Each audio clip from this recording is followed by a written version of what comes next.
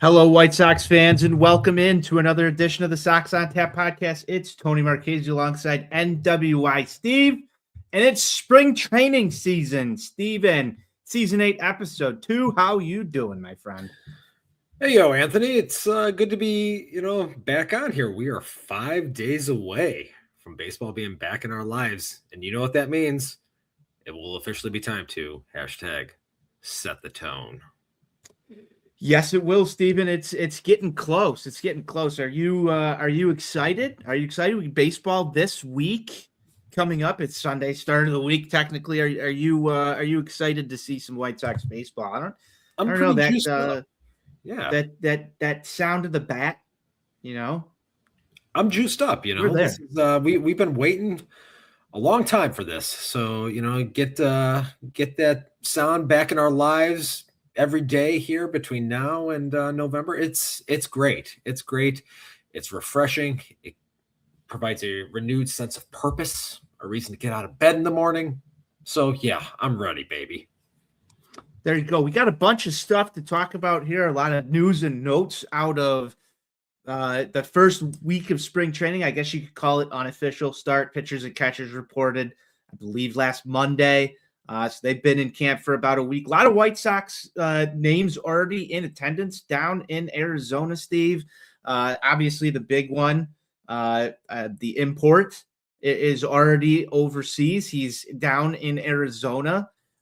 You've got a couple of the other young guys out there. I know I saw pictures of Kyle Teal down there, close to Montgomery. Some of the guys are already getting some hacks in the cages and everything, but I believe full team workouts either began today or begin tomorrow, as today was, I believe, the day that everybody was supposed to report to camp. So, Steve, a lot of stuff to talk about there. A signing, we're bringing someone back, an old familiar friend, old face is back in the mix. We've got some Chris Getz sound bites to get through. We got Pacoda projections are out, and a couple other topics that we are going to try and hit here in the hour. But Steve, I don't know where do you want to start, man? We got a bunch of topics. Why don't you pick one off the board, and we'll start with whichever that you want to get to, my friend. Do we just want to start with a tradition like no other? And I'm not talking about the Masters. I'm talking about White Sox PR follies. Hey, we could start with White Sox PR follies. We know we love those. There were a couple of them since we last spoke to our audience here, and not good ones either. And as we like to say in this business, sometimes that's so White Sox. I think the two main ones that we're going to get to here both qualify underneath the "That's So White Sox" hashtag, Steven. Let's start with this one. Munetaka Murakami shows up at spring training. That's we'll bury it here. We've got to do some investigative research to figure out what the name of the guy that we signed this offseason is, because he showed up in Arizona, gets to the complex. And Steve, why don't you take the listeners through what happened there? Well, he shows up, and I would think as a clubhouse attendant, you've got one job. You've got one job, and that is to make sure that the players' names are spelled correctly on their nameplates above their locker.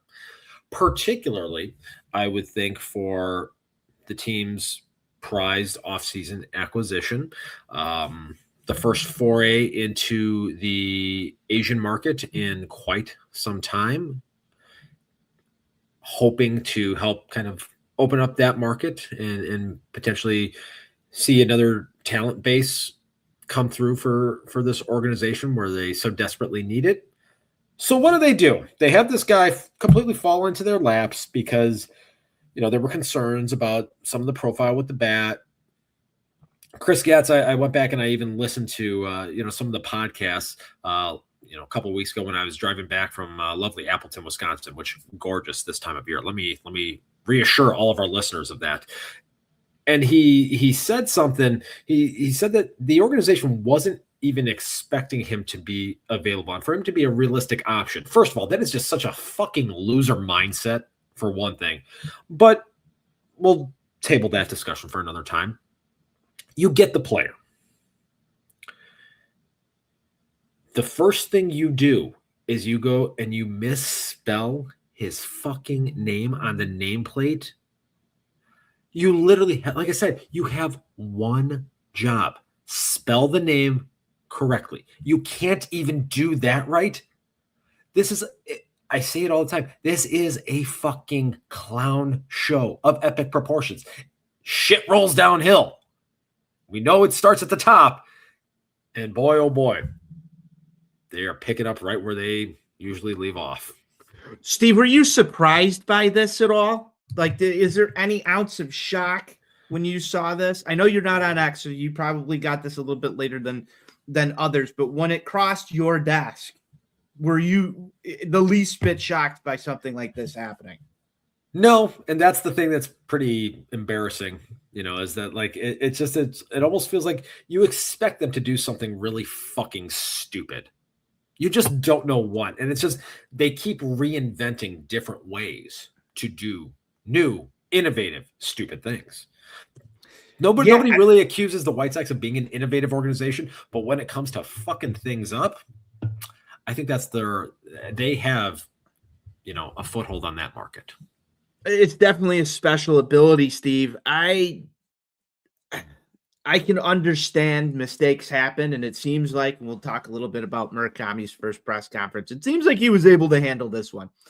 However, for the concerning fan, the concerned fan, this one is a little bit of a, laughable mistake that can set things off on the wrong foot. Obviously, you work in a corporate environment, Stephen, and you know what it's like to try and impress, a client or a vendor or someone who's doing business with you. Well, Murakami's here to do business with the White Sox, and hopefully that business is hit home runs, win baseball games, and make them a better team. I would think that spelling the guy's name right on his name tag on day one is probably a good thing to do. I don't know though. I'll give you some. Sense. I'll give you some professional perspective from my line of work. So, I've worked in several different offices over the course of my time doing what I do professionally, and I've worked in some offices where when a new hire starts on their first day, they have the sign like right in front when you first walk in. Welcome, Joe Dickhead, to XYZ Corporation. You'll probably be fired in 6 weeks, but hey, we're welcoming you. Normally, the receptionist, goes and makes sure that the name is spelled correctly. Again, you're supposed to be a professional sports organization. That clubhouse attendant, the clubhouse management, one job. If you're going to misspell a name, like that, it's a bad look, but that's the one guy you should have made crystal clear, made absolutely sure that you got the name spelled right, and you fucked it up.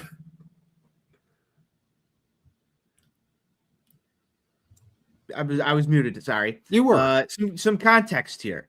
The way that we found out about this was even sort of more interesting because it was Murakami himself who posted it to Instagram, sort of making light of it, and I guess in a way laughing it off. But then he also, I believe, a day or two later, after this had already made the media rounds, shows us another picture of the corrected nameplate, Steve. And this one's even better. You can clearly tell that they didn't print a new one for him. They just taped a letter over the mishap to correct it. And it looks sort of uneven and everything. But Murakami then posts another picture of it and says, like, all fixed. We're all good here. Lighthearted moment or horrible gaffe, in your opinion? I think it's kind of a combination of the two, honestly. I think it's something that absolutely should not happen. While, he's saying the right things and reacting in a way that, ha, ha, ha, it happened. But it's just not a good look. It just for a team that has so many struggles being able to bring in quality free agents that's just something you can't really afford to see happen right there. And like I said, especially as you're trying to make entry into a new marketplace where you have not had success for quite a long time, it's just not a good look. I would agree with that assessment of it. That's probably, you know, I think less of a gaff, but more on the mistake side. I'm glad that we're able to laugh this off. It shows a little bit of a sense of humor on Murakami's side, but again, just things that other organizations probably don't have hit the news cycle. We are in White Sox land, and that's so White Sox. Let's talk about another one, Steve. And this one was making the media rounds this week, and it winds up to the point where you've had not one, not two, not three, but 4 times on recording, 4 times, White Sox general manager Chris Getz talking about newly acquired in the Luis Robert Jr. deal. The guy that they kind of consider the prized, person coming back in this trade, Luis Angel Acuna as a switch hitter, which after further review, it turns out he's never been a switch hitter. And this was pointed out on X. I believe it was Sam Phelan or Noah Phelan who put this out there as it was flagged over to him. And that began to make its rounds through all of White Sox media to the point where you got a statement back through a spokesperson from Chris Getz to say that he was just overexcited about the versatility that Acuna will provide this team. And, this one really doesn't leave me with a warm and fuzzy feeling, because not only is this your general manager saying this over and over to the media that they've acquired this versatile young switch hitter who could play all over the field and do all these things. It then makes its way back over to New York. It makes its way through the national media as well. And you just look stupid. Like, there's no way around saying that you look kind of stupid out there talking about this position player that you've acquired and you don't know which side of the plate he hits from. Steve, do you think Chris Getz really thought that Luis Angel Acuna was a switch hitter, or do you think he was just misspeaking to the media? I'm curious for your thoughts on this That's So White Sox moment. Well, I mean, to me, it just seems like he, didn't really have all his factual information on his new prized slap dick hitting, utility guy that he's so infatuated with. I mean, it almost kind of makes me laugh a little bit. It makes me think back to following the 2016 season when the White Sox traded Chris Sale to Boston to the Ginger Sox. No, okay, actually no. This was. There were 2 Luis Basabes. Okay, so Basabe was the third player that came over in the Sale deal. He had a brother, Luis Basabe, who was in the Arizona Diamondback system. There was a trade made at one point, and Basabe, when he was acquired by the Diamondbacks, the team's chief baseball officer at the time thought he was getting the better Basabe, the one that the Sox eventually acquired. You know who that guy was that made that folly, Anthony? Who? Your boy Tony La Russa. Interesting. So, it all ties back together. Hey, sometimes things happen, and guess what? I'm not going to say that things aren't, misspoken sometimes on air. It took you a little bit to get to the story in the year. Everybody makes mistakes. Humans are humans. I just think that, 4 times to the media as the general manager, you should probably have your faculties in order on the players that you've acquired. You should know what hand your slap dick hitting utility player hits with. Well, there one could think that he really believed that he was a switch hitter, and I'm sure this is stuff that's going to get buried by the time that actual pitches are being thrown and at bats are taking place. But What I think would be funny is his first at bat in a Cactus League game. Acuna should just fuck with him and go in the left-hand hitter's batter's box. I think so too. Why not? Why not? It's lean into it. What's the worst that can happen if you're Luis Angel Acuna and you just go up there, take a pitch, just go in there lefty, go in there righty, call timeout, switch sides. Now you're a switch hitter. I think now you're a switch hitter. He could prove Chris Getz right, and we can all just get laughed at. And then I want Chris Getz to go to the media and tell everybody, hey, look, he is a switch hitter. He was up there lefty. Fuck all of you. That would be great. Just lean into it, Steve. That would be setting the tone. If I was Chris Getz, this would be what I would order. What do you think? See, I'm doing Scott Reifert's job for him now. As long as there's a photo up there so we can get his Topps baseball card printed and we can have him listed as a switch hitter. I think it'd be great. Do a limited edition run. Have it as a giveaway. You could. Somewhere down the line. You could have a Luis Angel Acuna switch hitting bobblehead, and have him from both sides of the plate. Ooh, even better. These are things that people would show up to the ballpark for. I need to start charging for these ideas. We're just trying to do our best work here in February, Steve. February 15th, and we're firing on all cylinders. With that said, though, not the best week of White Sox PR to start baseball season. It does also sort of feel like we're getting in mid-season form. Yes, White Sox news. I mean, yeah. No one can argue that they know how to hashtag set the tone in that regard. Hey, at least we're getting it out of the way early here. We've talked about the White Sox gaps in PR stuff. Anything else that you have to say about this? Can they shape it up over the rest of the season? Are you expecting more of this? I don't know why you wouldn't. I think if there's one thing that we've learned in recent years is that we can always count on them to find some way to garner really negative public attention. The headlines are the headlines, man. And then sometimes they write themselves. They are. Steve, on a lighter note, maybe not a lighter note, but on a more baseball focused note, the White Sox did actually make another roster move, one that should impact this team's starting rotation in 2026, at least I would say until May, June, if not further on into the season. And that is they have brought back, and I would say he was a fan favorite when he was here because he performed exceptionally well working out of that Bannister lab that you hold so near and dear to your heart. And that's Eric Fedde on a 1-year deal that's reported at $1.5 million for the season.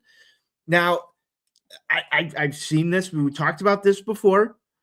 What can you get for this guy at the deadline? That feels sort of like this kind of move here, potentially.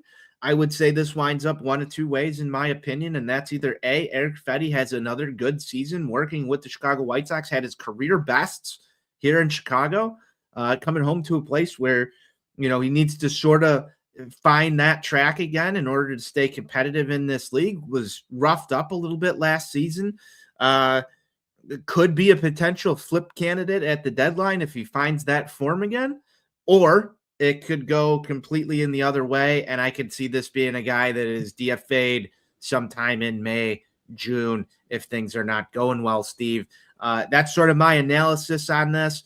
I'm not sure if yours is going to differ from mine. Do you like this signing? I felt like the team needed another arm. Maybe this wasn't exactly what I wanted them to get. There were plenty of other names available, but somebody coming back to the South Side, always a good story. And he was a favorite around here on this show, if I remember correctly, last stint.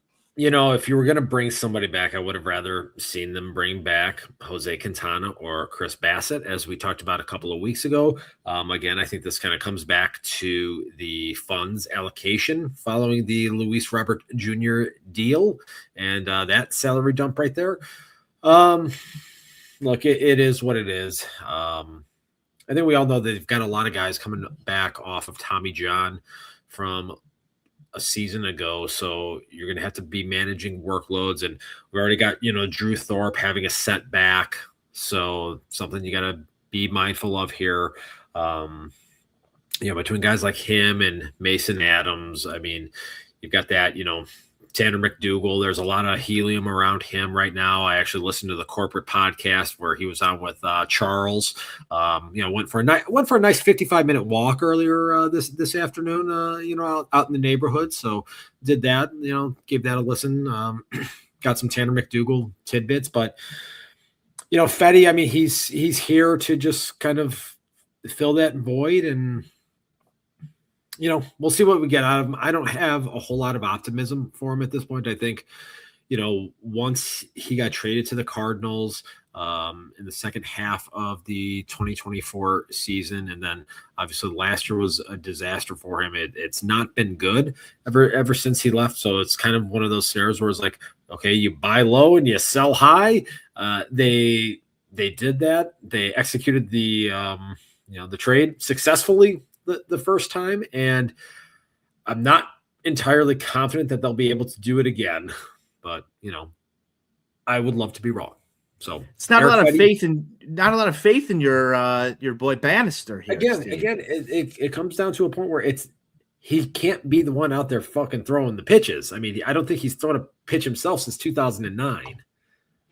Well, you've got the meme. I know you can't post it, but you say in Bannister we trust. Well, I also did say going into last year, and this really reigns true this year. I mean, this is really a show me year.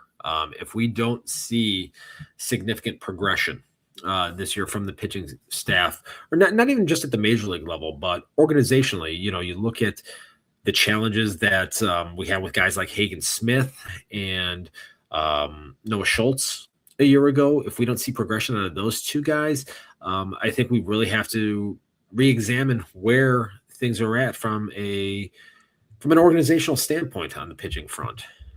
So are you putting your boy Bannister on the hot seat this year, Steve? I need an official ruling here. Maybe not today, but by the time the season starts, as we're progressing through. No, he's on the hot seat. Yeah, he's on the hot seat. Wow, this is breaking news here from Sox on Tap. NWI Steve has his guy Brian Bannister on the hot seat. Listen, you heard it here first. I think I was not expecting this. When I try to evaluate things with this team and have discussions relating to things about this team, I lead with my head, not with my heart. Well, Steve, this is big developments. And I want to break into some of these with you as we're discussing this here. You mentioned Hagen Smith. Obviously, Noah Schultz is in that camp as well. But would you say that their development in particular is, assignment A for Brian Bannister and the White Sox development staff, or would you say that they need to further develop things at the major league level at this point? Where's your project A, and what's sort of your project B that he can either pass or fail this course this year? What's the grading scale look like for you? No, I think Schultz and Smith definitely are top level priority for this season here, because these are two guys that were talked about as being the two best left-handed pitching prospects in all of baseball a year ago, and we did not see the results match that hype in 2025. So, these are two first-round picks. And two guys that really were looked at as key parts of, Rebuild 3.0 and centerpieces. Remember, people were going around on the interweb saying, "Oh, we've got two aces. We don't need to spend any money on pitchers. We've got two aces already." Well, I'm going to need them both to start pitching like aces this year. So, yes, I would say that those are those two guys right there are priority level number one for Brian Bannister and company here as we head into the year of our Lord 2026. So I'll drop a little quote here. I'm not sure if you saw this from your friend Scott Merkin, who did talk to Hagen Smith. Here's just the back end of the Longtime quote. friend Scott Merkin. Obviously, people have held or have had expectations. Obviously, people have expectations, but I have certain expectations. I hold myself to a high standard. I didn't meet that last year. This year, I hope I will. There were some people who were digging in on the word hope here, Steve. I'm not sure if that's fair to dig in on that word in particular. Maybe, the pitchforks were coming out after last season, but I felt like there's some accountability. At least he sort of recognizes that things did not Absolutely. go. The White Sox do not have an accountability problem. Okay. I'm hearing that for the first time, Steve. Hold on. I'm hearing this for the first time. Can you give any thoughts on whether or not you think Hagen Smith's quote was unacceptable here in this manner? Well, it depends on what your definition of is. You might be a little too young to get the reference there, but Probably too young. You're showing your age a little bit there. Yeah, no, it's fine. I think we've got several listeners who will understand that. But is that what I would have said? No, look, granted, have I ever had like 15 microphones shoved in my face standing in front of a locker? No. So is it something that could have just slipped out? Yeah. I feel like it's probably a giant nothing burger, to be completely honest with you. I would certainly hope that Hagen Smith is going into the season expecting to take the ball and shove this year and force his way up to the corner of 35th and Shields, not hoping to do so. That's just the mentality that I think every pitcher should have. I think I've talked about that for a couple 2-3 years on this very broadcast. So I think that's much ado about nothing personally. Okay. All right. I haven't seen anything out of Noah Schultz yet. Obviously, there's time for all of these guys to have their moments and their quotes coming out in the near future here as spring training gets underway. But you would say that the development of these two young pitchers is priority numero uno then for your guy Bannister. Yeah. I would like to see some development, not out of veterans that they've brought in or sort of reclamation projects, obviously, but the young guys who are there. That includes Vassell, who had come out and said on a podcast, I believe that he could potentially be fighting for a starting spot this season. I still think he's going to wind up in the bullpen. I like him in the bullpen. You want to see Grant Taylor take another step this season, obviously. Sean Burke and Shane Smith as well in that rotational side. And then depending on whenever we see Drew Thorpe, would like to see some stuff out of that guy. And then I would consider Davis Martin sort of crossing the bridge into more of a veteran status. And I think we sort of know what we're going to get out of him from more of a floor standpoint. I think there's still some ceiling to be reached, but I would say that, some of those younger guys that are in the major leagues need to continue to develop and not take a step backwards. I would say that some of that could potentially lead to an indictment on your guy, Brian Bannister, as we progress here through the season. I don't disagree with that. Sean Burke is definitely a guy that I would like to see go to. Johnny Cannon. Yeah. Another name there. Another one there. But I think Burke in particular, because he showed some flashes last year and opening day starter. Right. And then, there was a lot of ups and downs with him. I feel like he closed the season on a decent note. But it would definitely be nice to see, him take another step forward here. Between him and Shane Smith, if one of those guys can make another significant jump. Now I know Shane Smith was an all-star last year. There was a little bit of inconsistency in the middle part of the season, actually right directly before the All-Star game. And then he really turned it on, and had a nice second half for himself. But, and I think he's somebody that's probably penciled in to be the opening day starter on March 26th in Milwaukee, which I don't know if you know this is Algonquin for the good land. Don't know if you know that, Anthony. Ever seen Wayne's Just World 2? you're educating the listeners here. You've never seen told Wayne's me World. this. You've never seen Wayne's World 2? Of course, I've seen Wayne's World 2, but you need to educate everyone. Okay, And okay. you've been here before. Well, yeah, I have, yes,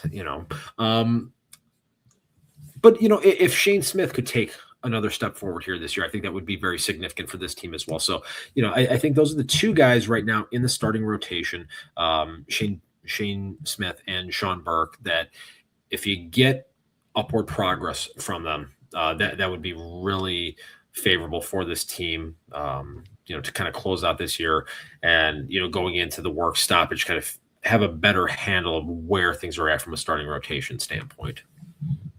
Yes, I think the starting rotation, I agree with you. There's a lot of moving pieces that we're going to see this year. I don't think that what this starting rotation looks like entering opening day is what we're going to see come July and August. Obviously, there's going to be hopefully some promotions from some of these guys that could join this big league staff. I think you probably are going to be forced into seeing at least either Noah Schultz or Hagen Smith at some point. And then, there's options that we've talked about. That Tanner McDougal. There's a lot of Tanner McDougal helium right now. There is some of that as well. Those are 3 names already, and you've got 5, maybe 6 spots. We haven't heard whether or not they want to potentially roll with a 6-man rotation. I know some teams have already said that they're going to. Feel like that's a little early in the year to be making proclamations on what your rotation looks like before the World Baseball Classic happens and spring training takes shape. But the best laid plans can all change by tomorrow is what I'm saying.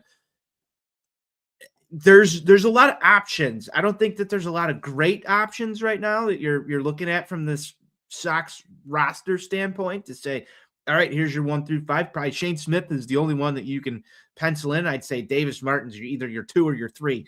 From there, Anthony Kay. It's kind of a toss-up. Anthony Kay is going to get some looks, but even him, is he a guy that could potentially be dealt at some point this season? You don't know. There's going to be some movement in this. And if you've got Mike Vassell out there saying, he could potentially compete for spots, you're going to have Jonathan Cannon. This is a make or break year for Jonathan Cannon, in my opinion, as well. If Drew Thorpe comes back, is he just looking at relief appearances this year? Or is he going to slide back into the rotation? I would say probably the former rather than the latter, at least for this season. Maybe some long relief looks, a spot start here and there. But he definitely probably deserves another look once he's fully recovered, wouldn't you say, Steve, before you want to make a final decision on is Drew Thorpe a starter or not? So they've got a lot to figure out when it comes to the starting rotation and what it looks like going forward. I wouldn't say anything's really set in stone. Yeah, there is going to be a lot of volatility to the rotation this year, and that's where I, again, thought that utilizing the resources to try to provide a level of veteran certainty with a guy like a Jose Quintana or a Chris Bassett. Now, Oh, you mean someone who can give you 180 innings for sure?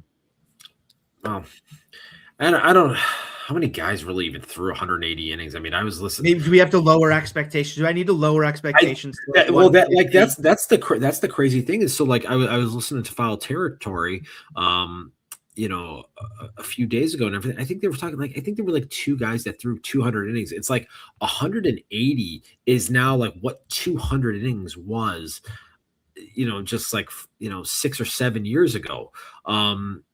You just look at the proliferation of bullpen usage now.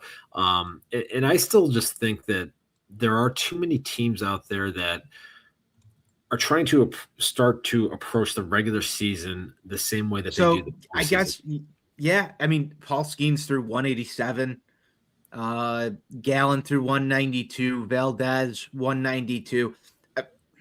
Here's a name we got to talk about too.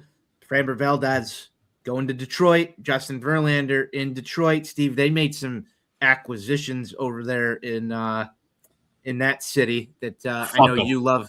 I know you love dearly. Yeah, I gotta go. I gotta go back there in 10 fucking days. Well, you can ask all the locals how they feel about having 2 starting pitchers. just get signed by their team. Gaussman threw 193, Skubal 195. Former Chicago White Sox name coming up here. Carlos Rodon threw 195, as well as Max Fried.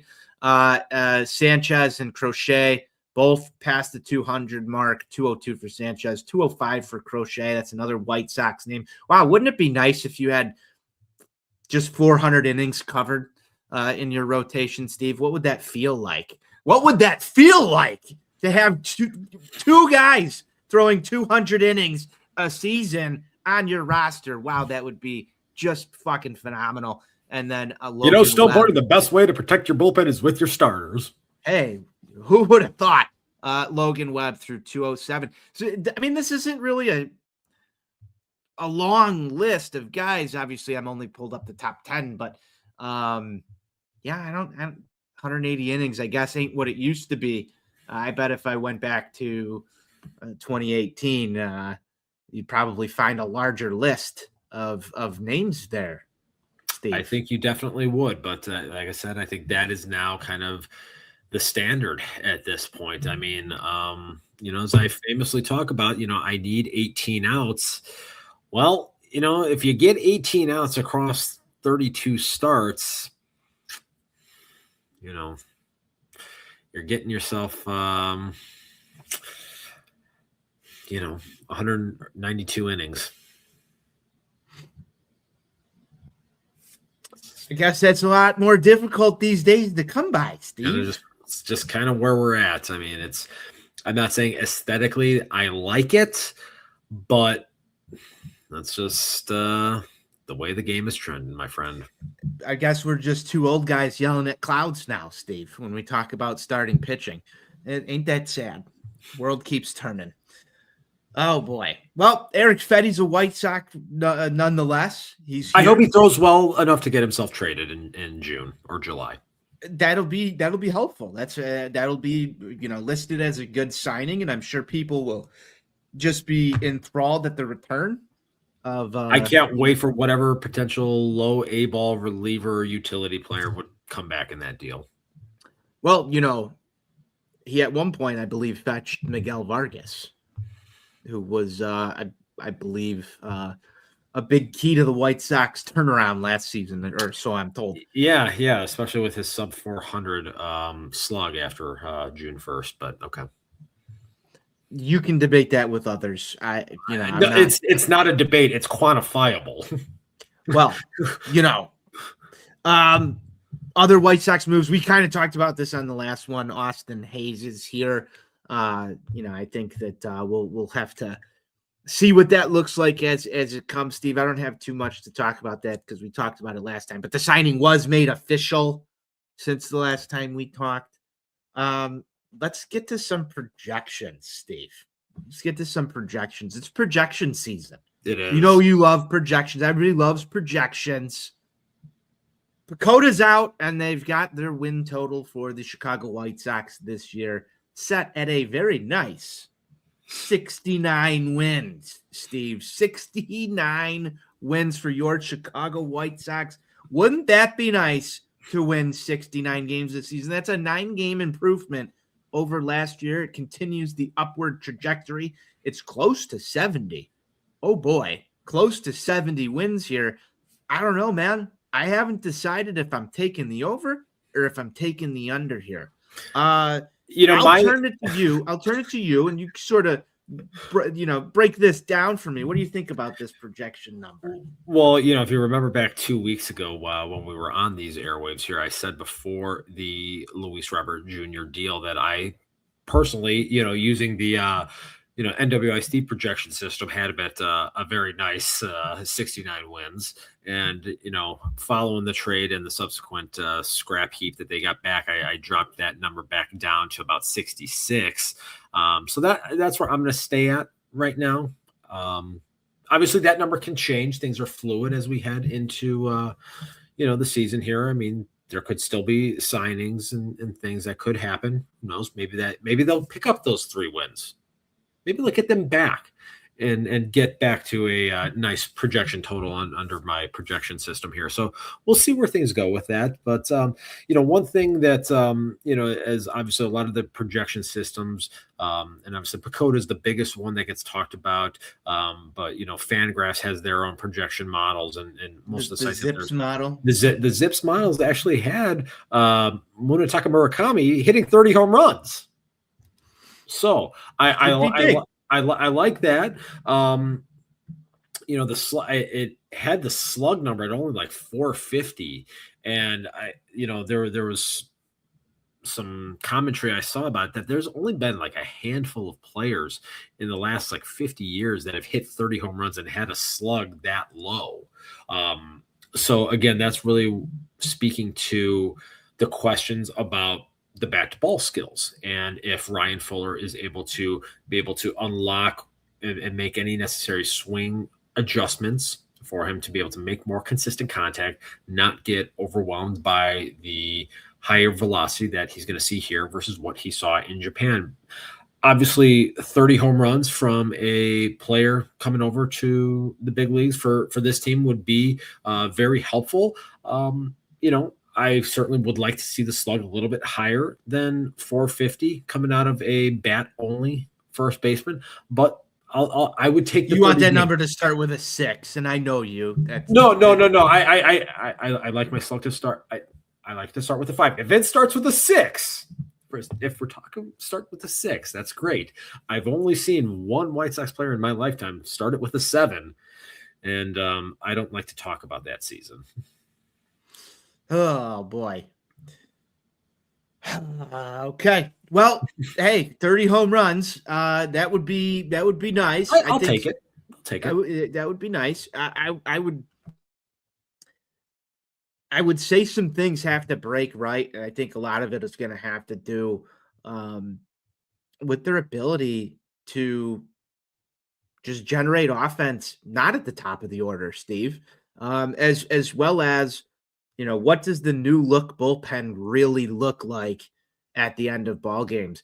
I think they're going to have enough starting pitching in the mix. We saw it last year. It wasn't the best. It wasn't the sexiest rotation, but it got the job done enough to I would disagree with that, just merely from the standpoint of the starters covered the fewest amount of innings of any team in the league last year.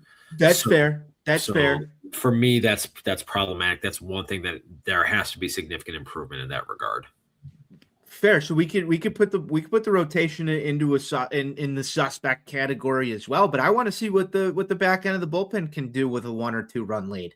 It didn't feel safe all the time last year, and because it wasn't. And a 1-run deficit didn't really feel like a 1-run deficit either. It sometimes felt a little insurmountable depending on where you were at in your batting order. The ability to move some base runners along wasn't always the greatest. You mean Jacob Amaya didn't inspire confidence? He's not here Joshua anymore. Palacios didn't have you feel Josh Rojas. Hey, we're going to turn this thing around? No. But, there's still names on this roster that don't technically inspire a ton of confidence either. We have to wait and see. Maybe it's better. Hopefully it's better. I hope it's better. I want to watch more winning White Sox baseball, Steve. I know you want to do the same. I think it's going to be better. I mean, I think it's just going to be marginally better. Marginally? Okay. Yeah. So we're somewhere between 6 and 9 more wins than last season. Yeah, I'd say that's a nice estimate. It is a nice estimate. Pacoda's got him at 69 wins, Steve. Can you see a scenario where it hits the over?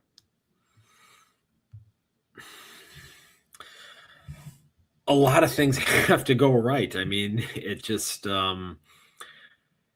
if Shane Smith and Sean Burke take a step forward, if Colson Montgomery hits 43 home runs, if Miguel Vargas 43 homers for Colson Montgomery, man. I think we'd be sitting here shouting from the rooftop. It's 21 homers in like 74 games a year ago. I know, but still, like when you think about that, I understand. I understand it was basically a half season, and that's where we're extrapolating this out and saying, 40 something. But if he hits 40 something bombs and follows up his performance from last year, I think we're going to be very happy White Sox fans. Oh, At least with his progression. absolutely. Yeah. No, But that would be great. I sort of see it topping off somewhere around, just given the inevitable cold streaks. I think that early projection, I think maybe 32. Which, I think that's still a great season. Yeah, absolutely. Absolutely. I would definitely take that. As far as like the team wins, like I think really the ceiling for them is probably 72 wins. But again, I'm not extremely confident that they have enough gas to be able to get to that. 72 wins at the ceiling. Would you consider that fun bet, Steve? Yeah. Okay. Yeah. I think we can all agree. We'll have to check in with our guy Bez beyond the pond and see if that classifies as fun bet. We need a ruling. We'll need one more vote of confidence on that, Steve. But 72 wins would be a far better summer, I think, than it'd be a 20% improvement over a year ago. Do the math. Yeah, and I believe if the math checks out here, Steve, that would be the first time they've avoided a very tragic number since 2022. Yeah, it's been a long time. I'm tired of 100-loss seasons. I don't know about you. They really hurt you when you finish the year and the cold, dark days of winter set in. Imagine another 100-loss season, and we're going in, and you're like, I don't know when we get baseball again because billionaires and millionaires are going to fight about it, and I'm just not going to be able to watch baseball. And I've got to sit on another year of 100-loss baseball. That would not sit well with White Sox fans, in my opinion. At least not this. What's crazy is that, for the first 34 years of my life, I never saw this team lose 100 games. And I've seen it 4 times in the last 7. It's Rebuilds, man. Pretty gross. Rebuilds, man. You're a rebuild warrior now, just like all of us and anybody listening to this show. Yeah. Riding out the rebuilds.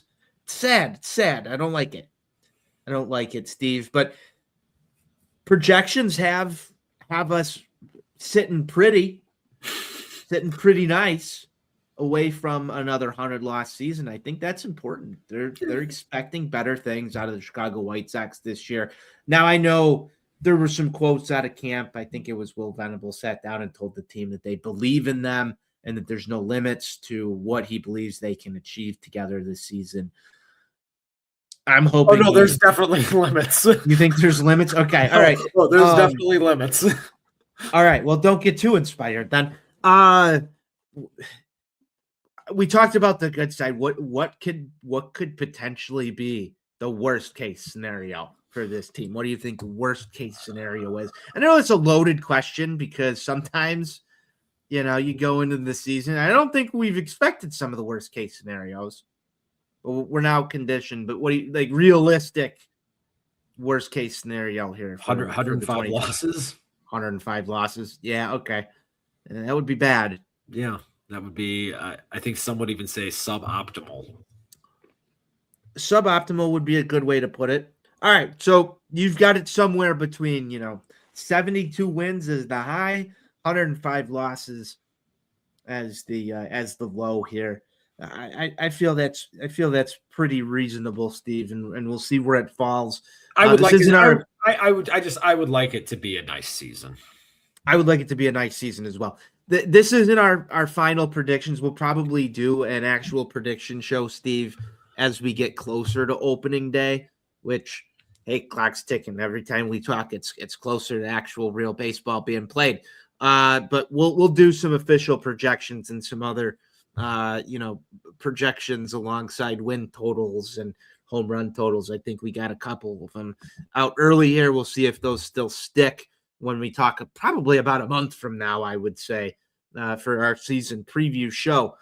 Steve, some other news to get to here. We've got Murakami's first interview out of spring training, Steve, and this is some big developments here out of White Sox camp. It was talked about a little bit after his signing that he had requested that the Chicago White Sox install a bidet system in the White Sox clubhouse. This is big news for all of the Chicago White Sox and those who utilize the facilities that the White Sox provide. I'm sure that the former players might be jealous of the new upgrades coming to the clubhouse. We're getting a bidet in the clubhouse, and Murakami was actually asked about it. This tweet is translated from Japanese. I'm going to butcher this name. Masaya Kotani had put this out there the other day. White Sox, Munetaka Murakami, infielder, first interview response after signing with the White Sox, and it turned into a hilarious press conference with his warm water bidet toilet seat. A reporter asked him, "You requested a warm water bidet toilet seat for the team?" Murakami responded, quote, "I told my teammates about the wonders of the bidet." He mentioned, "I think it's good for the environment too. Everyone uses a lot of toilet paper." That's true. Murakami is on something right here. A man well above just baseball knowledge, really, digging into the finer points of not only, the climate, the environment, but the health of everyone around him. I think this is great. They asked him about the background of him requesting that. He said, quote, "I poop quite a bit. I hate going into games with a stomach ache. I want to feel refreshed. I want to feel refreshed. In Japan, it's a standard. So I thought it'd be better to have one. And I told my agent that we need to get one." So, I mean, he was thinking about this right away. You have to wonder whether or not the Chicago White Sox were the only team that would accommodate with this request, Steve. Good on the White Sox for acting on this and figuring out how to get a bidet installed in the clubhouse. They asked him if he has one in training camp. He said no, they don't have a permanent one, but he's got a portable bidet there. This is good stuff. And then they asked him if he's got a bidet sponsorship, and he's looking for one actively. He said, "No, someone please sponsor me." Wants a bidet sponsor. If you're in the bidet business and you're listening to this and you're just hearing this for the first time, get in contact with Munetaka Murakami's agent. You can set up a bidet sponsorship with him. He says he's being totally serious about this. Steve, I thought this was the most fascinating news that came out of White Sox camp. They're going to have this bidet system now. They're going to be the team with the least skid marks in the league. And I think that's going to be great for the Chicago White Sox going forward. What are your thoughts on this? You got to have, you got to feel clean. You got to look good. You got to feel good, play good. And I think with this bidet, you could inch closer to 72 wins than without the bidet. I've never used a bidet. Maybe we should get a friend of the show, Matthias Crawford. He's been to Japan on a couple of instances. He spoke about its wonders. Maybe he could help further educate us a little bit on that. But I think we might need a guest appearance. We might talk about this. Investigate. Sox on Tap investigates. Yeah, that's what we're here for, the people.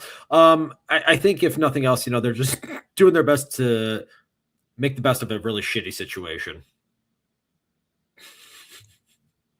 There you go. I didn't expect this to become the spectacle that it is, but he's dead serious about the wonders of the bidet. And if your guy Matt Crawford says that this is a thing, then hey, by all means, if it helps, it helps. Yeah, we've had the eye pitch machine come in. Now we've got the bidet. A lot of upgrades on the south side in the past couple of years. Just trying to modernize things. I talk about it being a shit show over there all the time. They're just trying to clean it up now. And there you go. Steve, that just about does it for all the topics that we've got today. I think we've got one more on the list here that we can get into.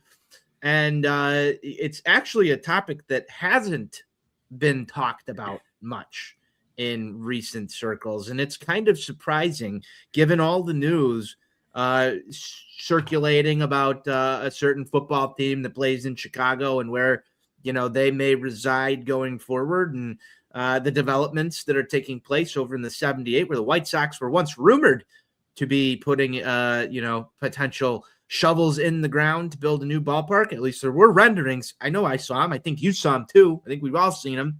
But there is a kind of a brief hiatus, and it hasn't actually been that brief. It's been quite a while since we've had any news when it comes to the Chicago White Sox and their search for a new stadium. You and I exchanged some words about this, I believe, last week on the good old fashioned telephone. Steve, let's talk about the lack of news surrounding the Chicago White Sox stadium as our last topic of the day here at Sox on Tap.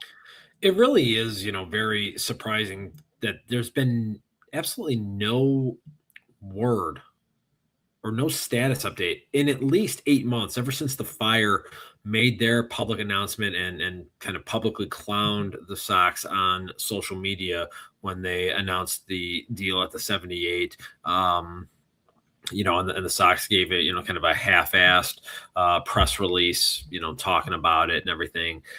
But there's just been absolutely nothing since. And it's always been kind of my contention that one of the big reasons why Justin Ishbia pulled his offer from the table, with those shit bags up in, Canada South, was that he was lured back in to help from a funding mechanism standpoint to get this team a new ballpark. Obviously, we know that liquidity seems to be a little bit of an issue for he who shall not be named. Well, maybe not so much liquidity. It's more so just willingness to utilize any funds from the family trust there. And so it always just seemed to reason, from my perspective, that Ishbia was brought in to help with the stadium piece of it. And the fact that there's been no developments on this front whatsoever for the last 8 months is very surprising to me, knowing that the lease at Guaranteed Rate Field, or now just Rate Field, because apparently they've taken away their guarantees, that lease is up. I believe it's October 1st of 2029. So the clock is ticking. And if you just go back and if you look historically, you can even go into the archives at a lovely place known as OnTapSportsNet.com, where I kind of chronicled some of this. Shovels have to be in the ground by September if they want to have this thing ready to go following the conclusion of the 2029 season. So, one of the things that we talked about during our lengthy conference call earlier on in the week was, is there going to be an extension of the lease at Rate Field right now? And, that opens up a whole new can of worms, with the Illinois Sports Facility Board, obviously with the Sox not owning the facility outright themselves. So there's just a lot of unanswered questions. And again, the silence around this topic right now is honestly very deafening, to tell you the truth. But, you had a theory about this and kind of why you think maybe we haven't heard anything about that. So, why don't you clue the listeners in on that? Steven, I'm going to be honest with you. I forgot what my theory was that I told you about the other night. So you might need to remind me. Your theory was that they were waiting for that foosball team to get their situation resolved. Yes, that was my theory. I've got a lot of theories, but that was my theory that they're maybe waiting for the dust to settle on the Chicago Bears and what they're able to receive from either the lovely state of Illinois or over there in Indiana, your place. What do you mean no? I mean no. I will personally, do whatever. You're running. You're going to run for governor over there. I will personally do whatever I can to stop that. Well, hey, we got to be careful with what we're talking about here. I wouldn't want some fucking dingleberry in Kansas to get his panties in a bunch and have to change his fucking tampon talking about this. So I think just from my standpoint, if you're the Chicago White Sox, you want to kind of wait and evaluate the environment. You're going to see what the concessions are from both sides, and maybe whoever winds up the loser in this scenario has a sweetheart offer that you can go in and then gain some leverage out of the deal. Not to mention, there could be an empty vacant site where Soldier Field is. Now, I would hate that personally. That would be I would fucking hate terrible. I would hate that. The getting in and out of there would be a nightmare. I would hate that personally, but it sort of seems like they're sort of waiting some stuff out. Now, I do know that we should be getting some news on the Chicago Bears stadium situation, at least from the Illinois side, I believe this week, as they're going to bring the legislation forward to see, where all that goes. Your state over there on the other side of the border has already sort of seems like packaged some stuff up and hand delivered it over to Kevin Warren and the McCaskies. And, we'll see what shakes out there. The ball seems to be in Illinois' court when it comes to the Bears. Now, the difference that I see in these sort of negotiations, at least at this juncture, the Bears seem like they're going to put some money towards their own stadium. We haven't really seen the words privately funded attached to any sort of White Sox potential plan yet, have we? Unless I'm wrong. No, because he who shall not be named does not want to spend a penny of his own money. Well, that's why we are where we are. Look who's finishing last, getting themselves a stadium out of the three teams. But you know what they say, Steve? If you ain't first, you're last. If you ain't first, you're last. That's a good one. Touche, and we'll leave it at that. Yeah.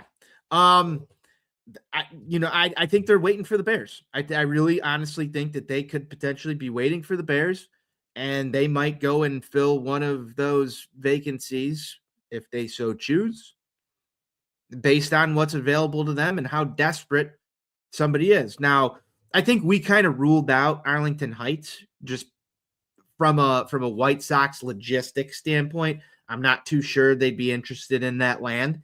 I think that that's personally where, if I had to put some money down, if I was a big better guy, where I think the Bears are probably going to end up outside of the possibility of them winding up in Indiana. I think there's been too much for too long about Arlington Heights. And again, this is not a Chicago Bears show, but I have a feeling they could wind up there, which opens you up some spots in the city, but it also opens you up to Northwest Indiana for the White Sox.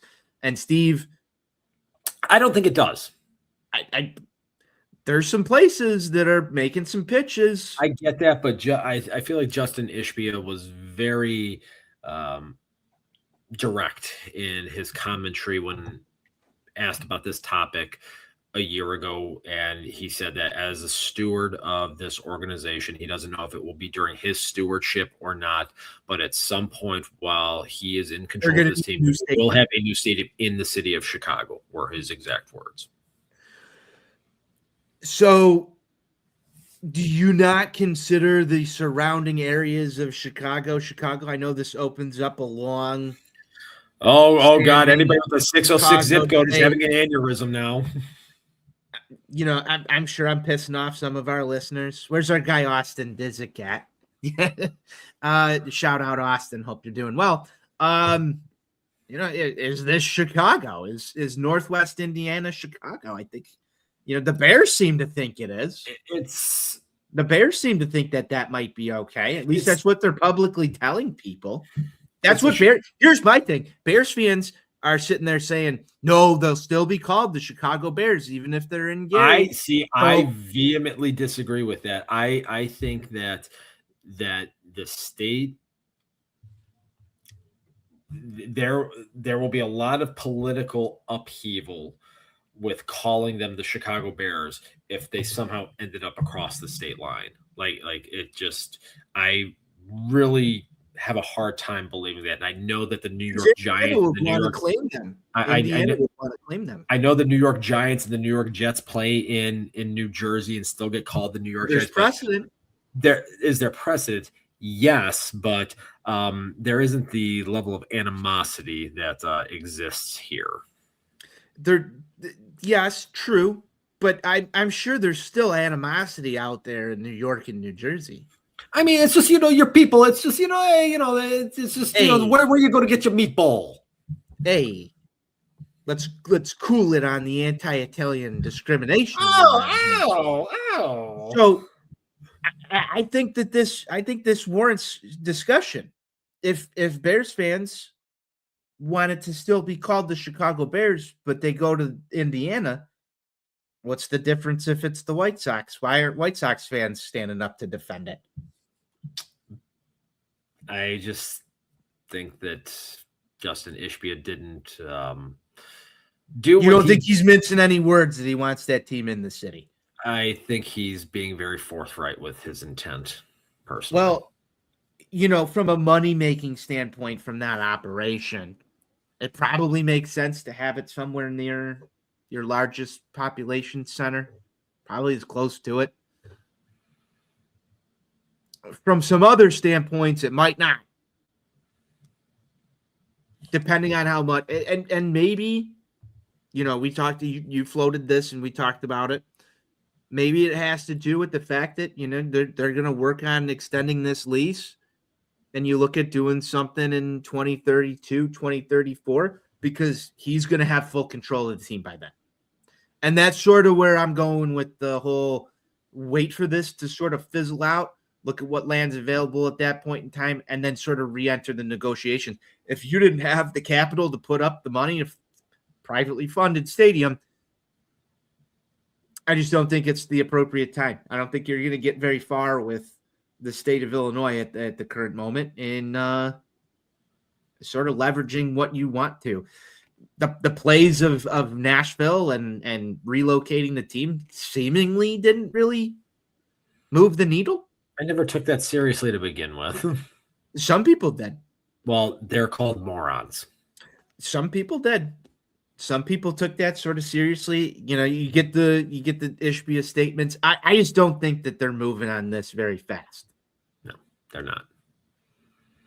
I would guess we're gonna hear some news about this because you and I are talking about it now, and then like sometime this week, just to make this show obsolete. Crazy Chicago business will have an article up by Tuesday at 8 a.m. Probably. I wouldn't doubt it. Crazier things have happened, and all of a sudden we're gonna have all of this stadium news to talk about. But right now it's too quiet, and we're over here live on YouTube on Tap Sports Net. Sox on Tap, Season 8, Episode 2, talking about why it's so quiet about the White Sox Stadium. Steve, any other thoughts on where our White Sox might be playing baseball, or any other general White Sox thoughts before we close up shop here tonight? I just I want to continue the trend from last week. I want to give a shout out. I was at the local neighborhood Costco today doing some grocery shopping, and one of the employees happened to flag me down out in the wild. Told me that he loved and appreciated the show. So Joe from Costco, hey, appreciate you listening, buddy. Joe from Costco flagging Steve down in a Costco. I'm sure you were just enjoying your shopping. Did you hit up the hot dog stand there at Costco today? I did not. No? I honestly, that's unfortunate, Steve. I had hot dogs right before we got on the show, actually. Now you're telling me you were at Costco and didn't enjoy I don't eat hot dogs in the off season.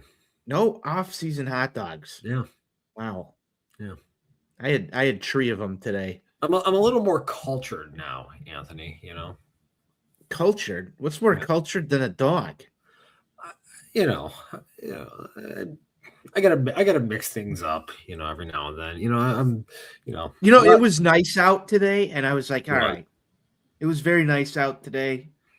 People were on the golf course. The temperature wasn't quite #nice, but it was still a lovely day. It was just good weather for February 15th, nonetheless. Everybody loves fake spring or whatever you want to call it, false spring or fool's spring, whatever it is. Midwest versus everybody posts out there. We all know the seasons around here. It's going to be probably 20 degrees next week, but it felt like spring was coming I mean, it was prime. It was prime windows down driving weather today. Yeah. And that's why, we did some hot dogs today. I might get out there and grill this week before it gets like it. again. I like think it. it's a good idea. I think it's a really good idea. Steve, season 8, episode 2, that just about does it. Make sure you're going to ontapsportsnet.com for all your Chicago sports literature and podcasting needs. Steven's got a couple articles that I know he's got in the hopper. We're going to try and get you more video content this year, Steven. It's been a pleasure talking White Sox baseball with you. Last final thought, anything else on the mind before we close down how we always do? We are 5 days away from baseball being back in our lives, and can't wait. Even though only 9 games are going to be broadcast on CHSN, but, nevertheless, baseball will be available, being played. It's getting closer. You might not be able to see all of it, but you'll hear about it. Well, Steve, that just about does it. We'll close it down how we always do. White Sox forever. White Sox for life.